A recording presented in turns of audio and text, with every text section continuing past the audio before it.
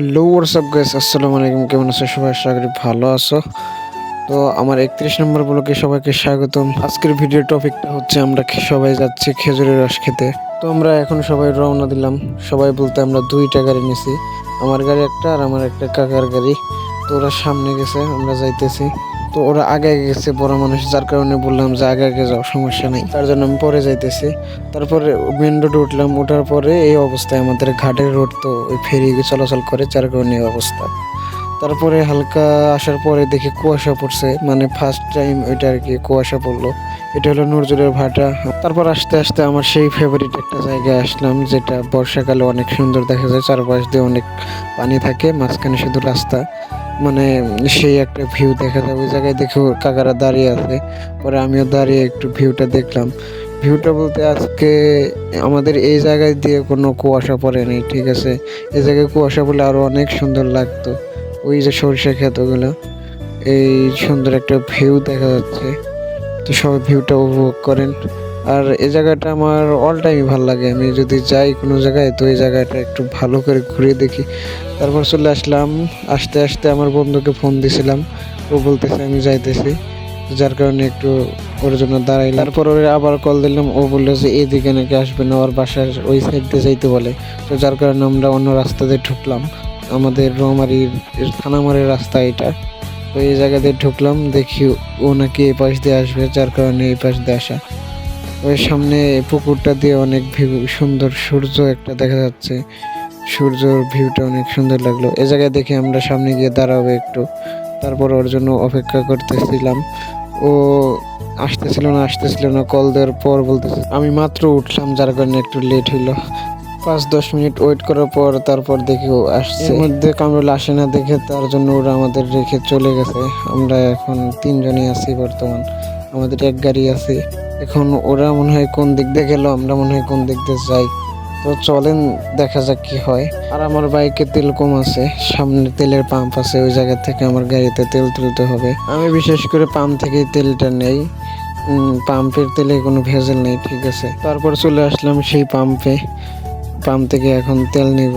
তেল নেওয়ার পর আবার ওদের কল দিতে হবে, ওরা মনে হয় কোন দিক দিয়ে গেল। আমার মনে হয় হাইওয়ে দিয়েই গেছে, কারণ এটা ছাড়া আর কোনো যাওয়ার রাস্তা নেই। কিন্তু ওরা পিছনে না সামনে, ওইটা আমি বুঝতেছি না। তো যার কারণে আরেকটা বার কল দিতে হবে, তেলটা নেওয়া শেষ করে আরেকটা বার কল দিয়ে শুনতে হবে ওরা সামনে নাকি পিছনে। তো ওদের কল দিয়েছিলাম, ওরা নাকি সামনে সায়দাবাদ ওই জায়গায় আছে, মানে আমাদের এই জায়গায় সায়দাবাদ আছে বাজার, ওই জায়গায় নাকি ওরা গেছে। তো আপনারা ভিউগুলো উপভোগ করতে থাকেন।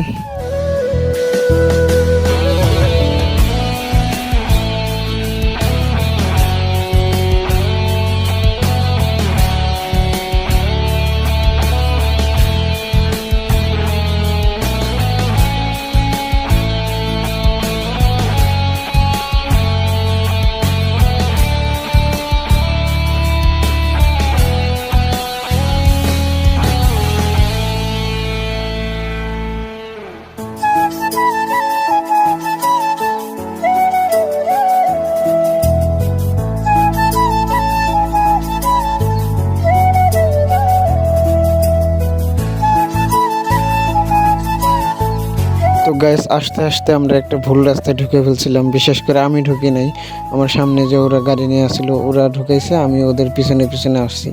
তারপর এক কাকাকে জিজ্ঞেস করা হলো, ওই কাকা বললো খেজুরের রাস্তা এদিক দিয়ে না, তোমরা ভুল রাস্তায় চলে এসেছো। পরে আমরা ঘুরে গিয়ে সঠিক রাস্তা দিয়ে যাওয়ার পর অবশেষে আমাদের খেজুরের গন্তব্যে আসা হলো। এই যে মাত্র আসলাম আমরা, দেখতে পাচ্ছেন ক্যামেরায় কুয়াশা পরে ক্যামেরা খোলা হয়ে গেছে, আমি জানি না। তো পরে ভয়েস দেওয়ার ওই টাইমে এখন দেখি যে এই অবস্থা। তো এইভাবে অনেকগুলো ভিডিও নষ্ট হয়েছে, যার কারণে ভিডিও অনেকগুলো নাই মাঝখানে।